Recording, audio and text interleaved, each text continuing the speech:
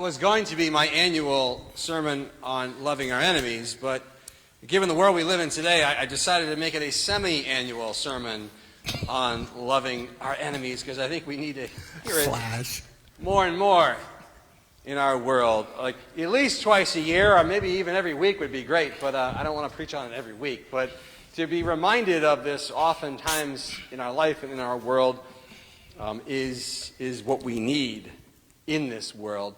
Luke chapter 6 is verses 27 to 37. Words of Jesus. But to you who are willing to listen, I say, love your enemies. Do good to those who hate you. Bless those who curse you. Pray for those who hurt you. Someone slaps you on the cheek, offer the other cheek also. If someone demands your coat, offer your shirt also.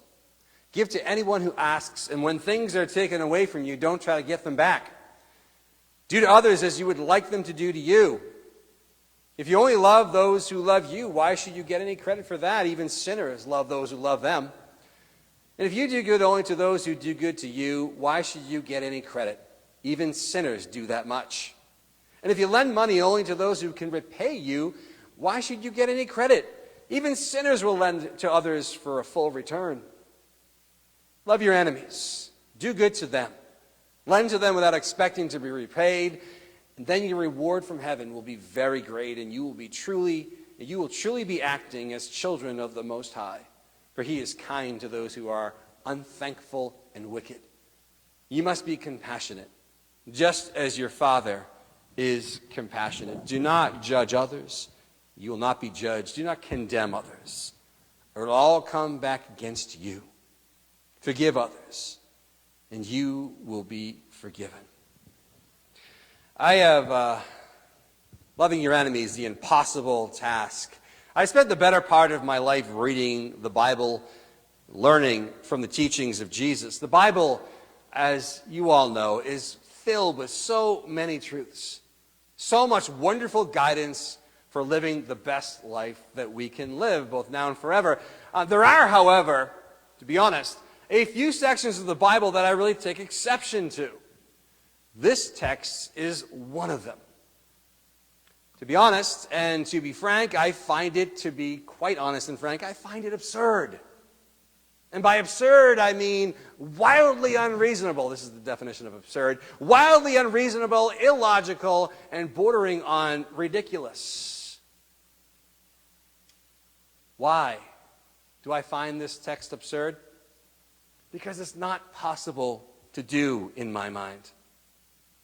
Okay, I agree that it's possible to love your enemies in the sense that, that most of us would say this. It's possible to love your enemies in the sense that you respect them, or you don't retaliate or repay them for their attacks or their wrongdoings on your life. Or it's possible to love your enemies if you forgive them for what they have done or even what they continue to do. That's possible. And even so, even though that's possible, it takes a hero of a human to do that in many, many cases. Many, if not most people, would either have a very hard time doing this or would find it impossible to do. But that's not what Jesus is saying here. It's not at all coming to the place where Jesus is in this text here today. He's not saying forgive your enemies and don't hold their wrongdoings against them. That's what we would say, but that's not what Jesus is saying. He goes so far beyond this so as to cross over into what I view as impossible and absurd. And maybe, to be honest with myself, maybe I just don't want to hear what he's saying. Maybe that's where I'm standing on this. Maybe I don't want to listen and understand Jesus here, and thereby I don't want to accept what he has said to be true. Verse 27. But to you who are willing to listen, I say, love your enemies. Do good to those who hate you. Am I willing to listen? Are you willing to listen? Because what Jesus is talking about here is not something simple at all. He's not talking about like killing someone with kindness. We like that expression. He's not talking about being the better and bigger person by offering up an apology first. As great as that is, he's not talking about that. He's not even talking about showing mercy to an enemy. That is, mercy being forgiveness. Forgiving an enemy and taking them off the hook. He's not talking about that. What Jesus is talking about is grace.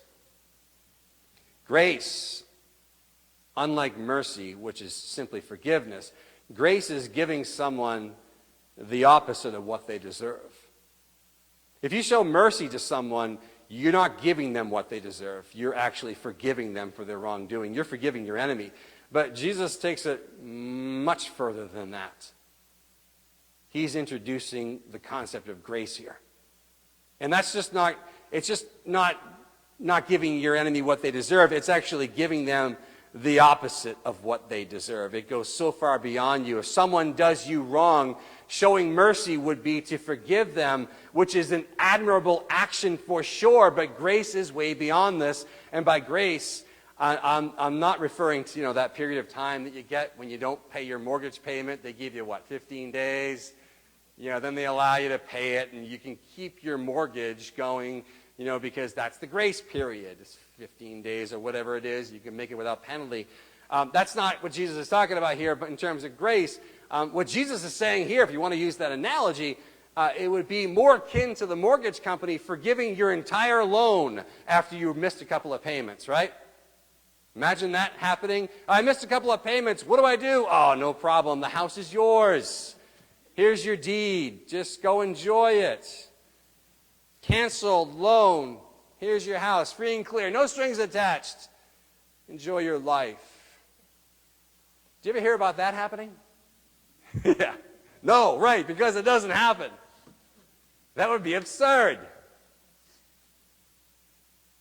Mercy is forgiving someone for a wrong that they have done. Grace goes way beyond that. Grace is about forgiving the person for the wrong, but then giving them the opposite of what they deserve. Verse 27.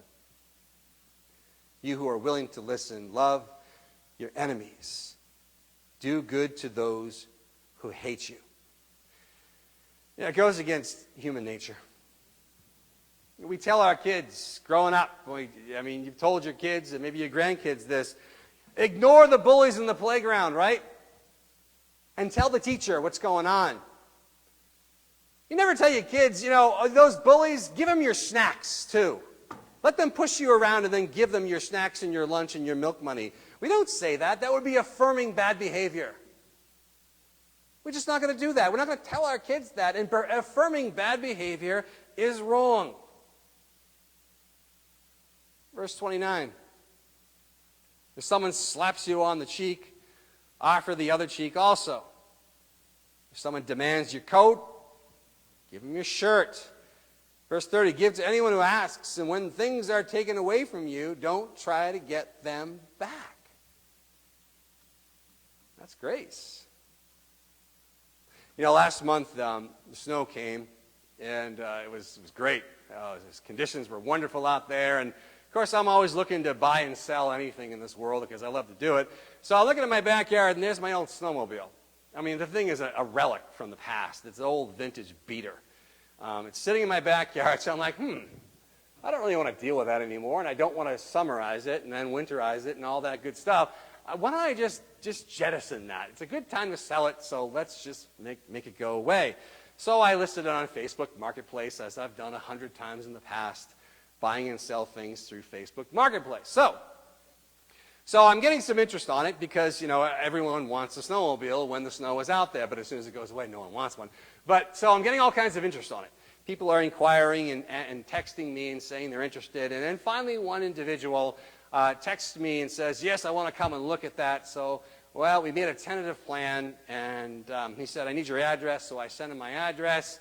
And, then the plan changed. It was going to be the next day. So I'm like, all right, just let me know before you come, and we'll go with that. And so I was going about my business. I think it was a Sunday. I was busy here. We had, I think we had Josh's ordination that afternoon as well, that day. And so I'm in and out. I'm busy here and there. My kids were at home. And then the day is done. I go to bed, wake up the next morning, and look out in the backyard, and my snowmobile is gone. Is gone. It's not even there anymore. I'm like, all right, I was busy yesterday. Who was out riding the snowmobile and buried it in the woods and didn't tell me? Normally my kids would call me up in a panic if they did something like that. They'd be like, Dad, what do I do? I don't care if you're in the middle of an ordination service. What do I do about the snowmobile? Because that's what kids do nowadays. They glom onto you. But I didn't hear anything. So I waited for my kids to wake up, and I'm like, guys, did anybody take the snowmobile out? No, I don't know. No, I don't know. No idea. I haven't touched that in a long time. I don't even know how to start it. So I'm like, all right. So then I go out looking in the backyard, and then I see the tracks that it rode on as it rode right out my backyard onto the snowmobile trail and went bye-bye. So gone it was. Someone had stolen the snowmobile. So I'm like, oh, boy. And that's a weird feeling to have someone just steal that right from your backyard. Of course, I left the key in it, but that's a whole other story. Okay, don't worry about that. And it's an old sled. I wasn't expecting such things as this. So what do? I mean, I call the police up, and I start to research this guy I was talking to, and boom, all these things came up on Google. Whoa, I should have looked at that before I talked to this person who has a record a mile long. So I called the police, and they came over, and of course, we know who did it. The person I was talking to. So they took all the information and took everything, but they can't really do anything without evidence. And there wasn't any. So that's where it ended at that time. It stood right there, and the snowmobile was gone, and I just had to live with it, I guess, because nothing was happening. What should I have done in that situation when I realized the sled was gone? According to verse 30, I should have just let it go and did nothing. Right? Things are taken away from you. Don't try to get them back. I should have just said, well, that's easy come, easy go. Goodbye. I guess that's just how it goes in life. How many here would have done that? Yeah, how about 0? Facebook, how many? No, 0. Everyone's like, no, wouldn't have done that.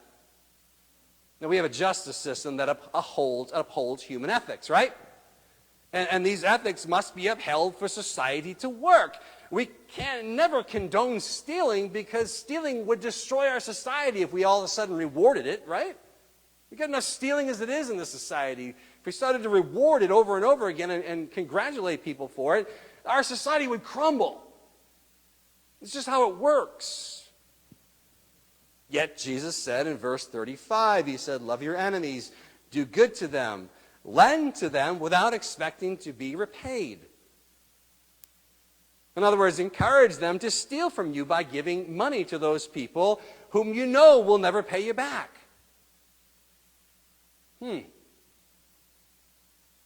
Well, the story and the plot thickens. Got a phone call a couple weeks ago from the police, and the individual is from not from town here. It's from a town nearby, so don't think it's anybody in Gilmanton. I'm trying to guess who it is.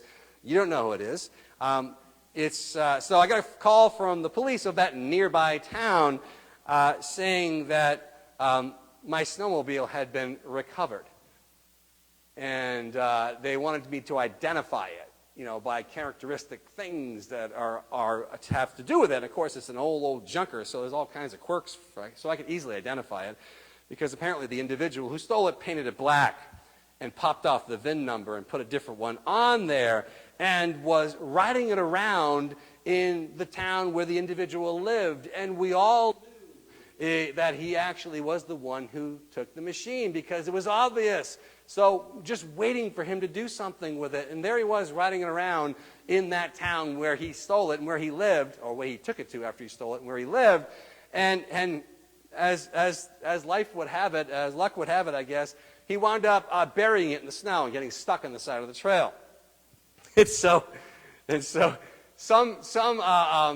good Samaritan, as the police said, called up the police and said, hey, there's a guy with a stuck snowmobile down here. Maybe you want to come down and help him out.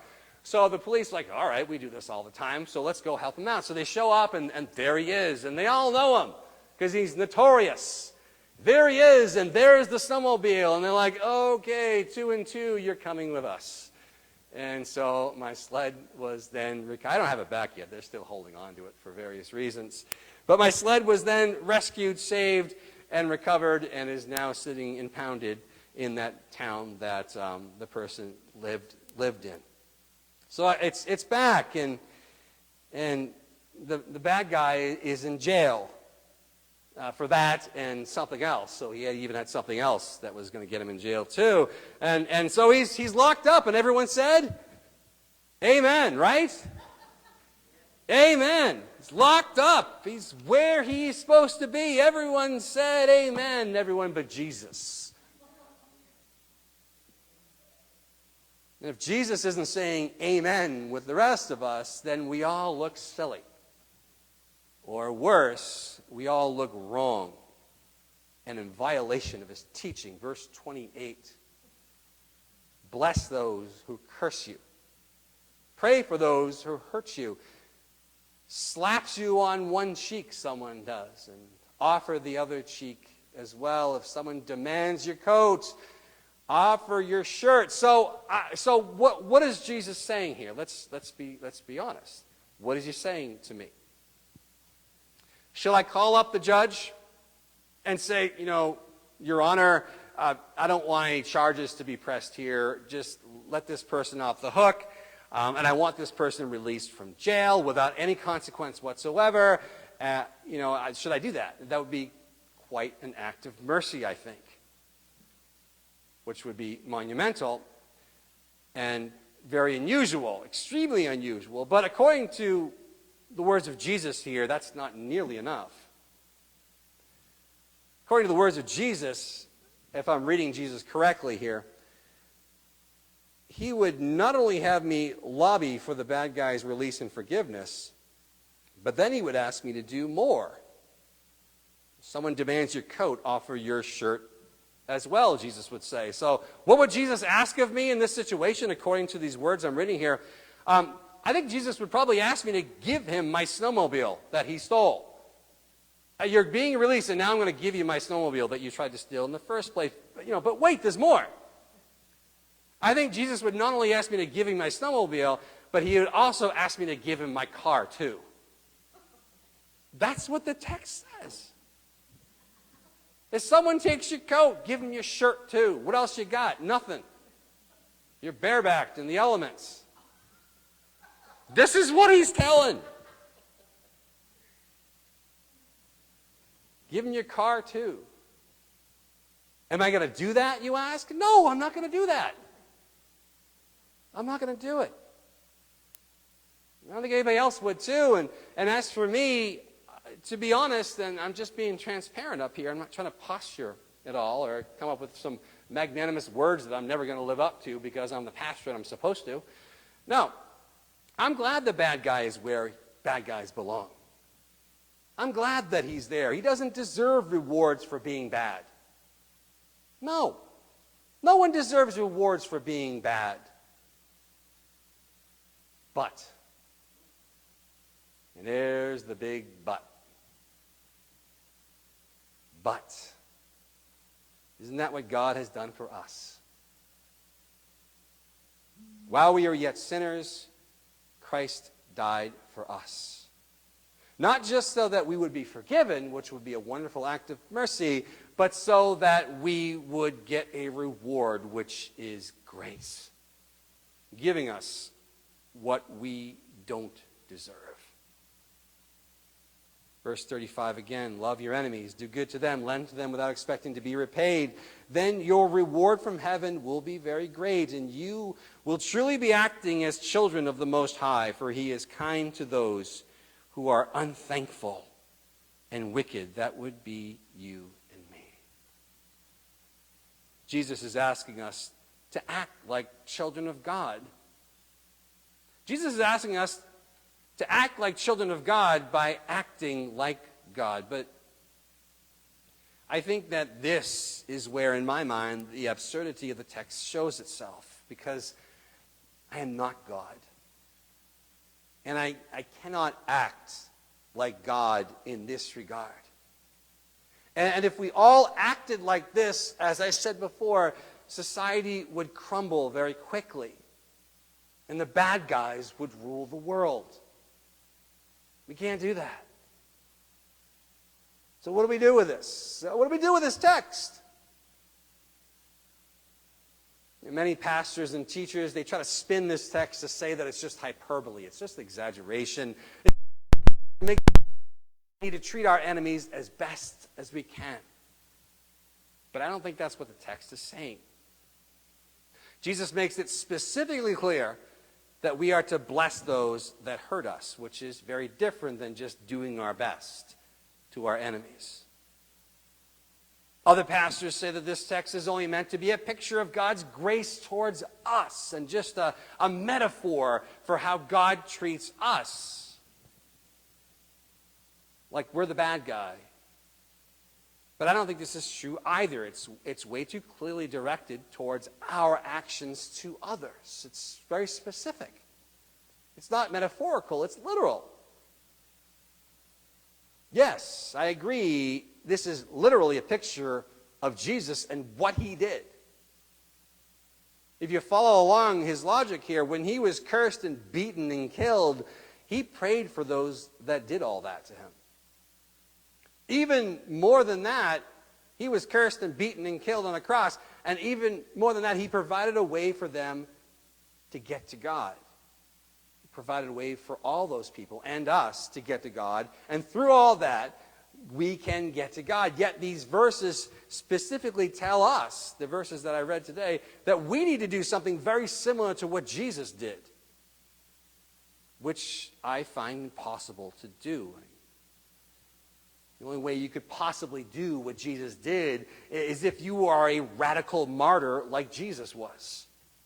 The only way it would work in the world, and maybe that this is who Jesus was talking to when he said this. I don't know who he was speaking to.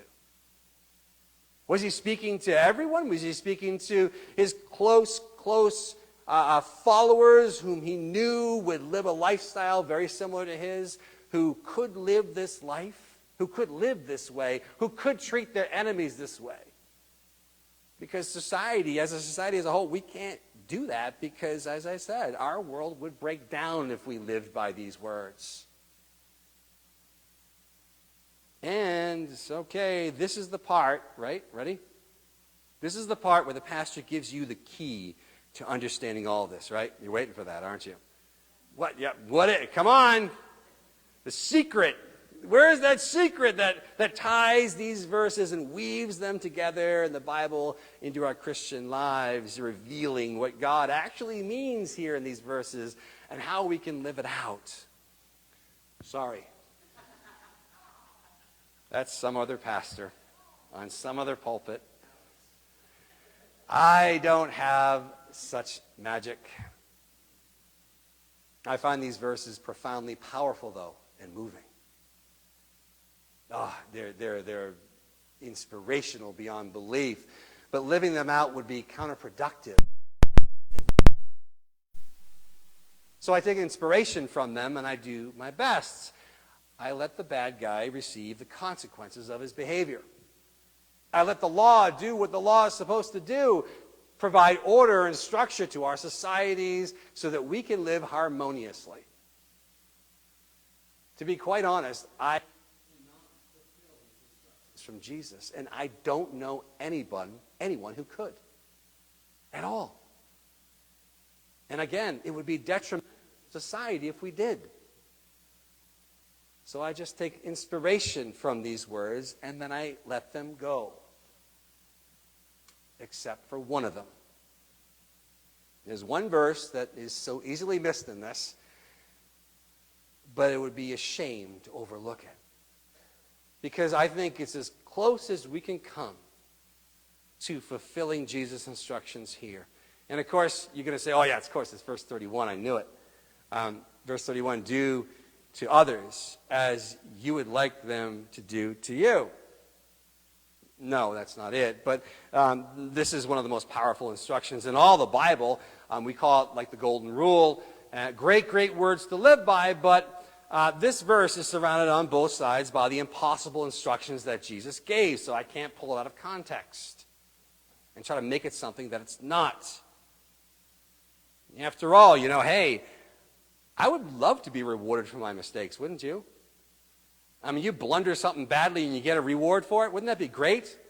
You mess something up and, oh, that was good. Here you go. Here's some reward for that. Do unto others as you would like them to do to you. That's what I would want. But that's not the verse I'm talking about. The verse I'm talking about is verse 36. You must be compassionate, just as your Father is compassionate. Compassionate, or compassion to me, it means like empathy. It means to walk in someone else's shoes. It means to understand them, feel for them, or feel with them. To understand what they're feeling and to have compassion on them. What is it that we all want? Do unto others as you would have them do to you. What is it that you would have them do to you?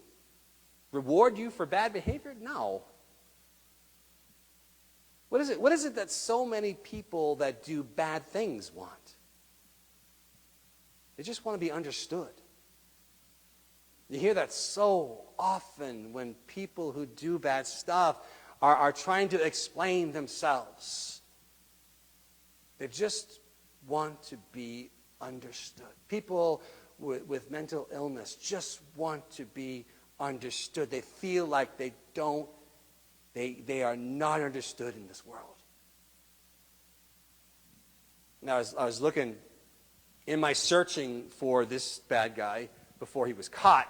I was looking at all of his illustrious past and noticing that at one point he was arrested, of course, one of his arrests, and it was posted on the town where he lives Facebook page.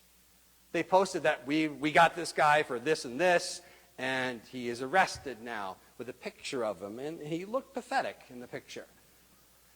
And then everyone chimed in on Facebook, like people so love to do on Facebook. They're all chiming in on the post. They're like, "Oh, I'm glad you got that scumbag. I'm glad that piece of doo-doo is where he belongs. That person stole from me and my family. He is not worth anything. Blah, blah, blah, blah, blah." And then there was one text, one post in that said this: "Here you all go again. You take people who have mental illness and you just drag them through the mud for what they do." And I'm like, whoa. Whoa. That is so true. I mean, not that we're going to cheer him on for what he did, but boy, look at us go. Are we even giving a moment's time to try to even understand this individual? Or are we just judging, writing him off, and thinking of ourselves so wonderful because we're not like him? I'm not saying that bad guys should be rewarded. And I'm not saying that we should shower people that hurt us in life, because you've been here. I'm not saying we can shower these people that hurt us and steal from us with blessings either, but we can have compassion. After all, there are things that happen in this world that are far worse than someone stealing some junker snowmobile that I paid $280 for.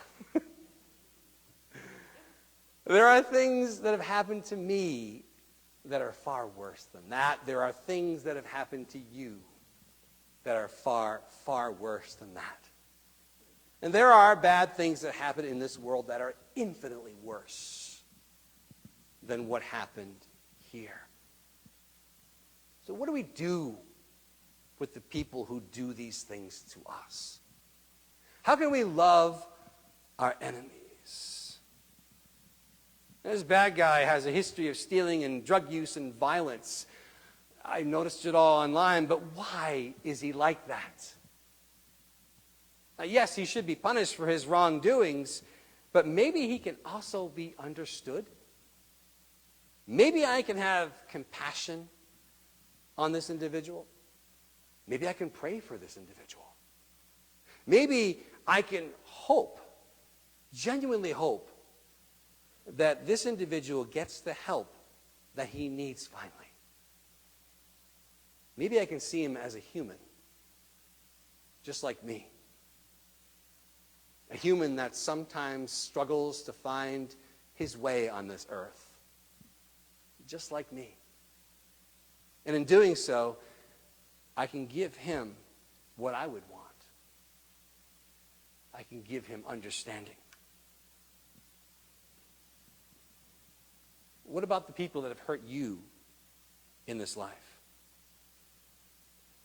You know, most often, let's be honest, most often we just see our own pain and anger when we're hurt. It's all we see, and we're convinced that we're the victim, and we hold on to that pain and anger, convinced that the person who caused the pain should be punished in this way. We're going to hold on to that pain and anger. Or at least they should be punished in our minds by keeping that anger and pain alive. And as for this bad guy in my life and anyone else whom I might consider my enemy, I can do that to him. Or I can do to him what I would want others to do to me. I would want others to understand me. I can give him the grace of understanding him. I can give him the dignity of considering him as a fellow human, created and loved by God, just like me. I can have compassion on him. I can have compassion on my enemies, those who hurt me. I can understand them, and I can understand why they did what they did. I can walk in their shoes for a bit, praying for them, wanting the best for them, praying that God will bless them. You know, what was going on in his life? What kind of pain did he experience growing up? What kind of things did he suffer in his lifetime? I can understand that. And I can give him the grace of forgiveness and compassion and understanding. And I think, to me, doing that, and if we did that to all of our enemies, all the enemies in our past, all the enemies that may not even be alive anymore, I think if we did that, we would truly, truly be loving our enemies. Please stand with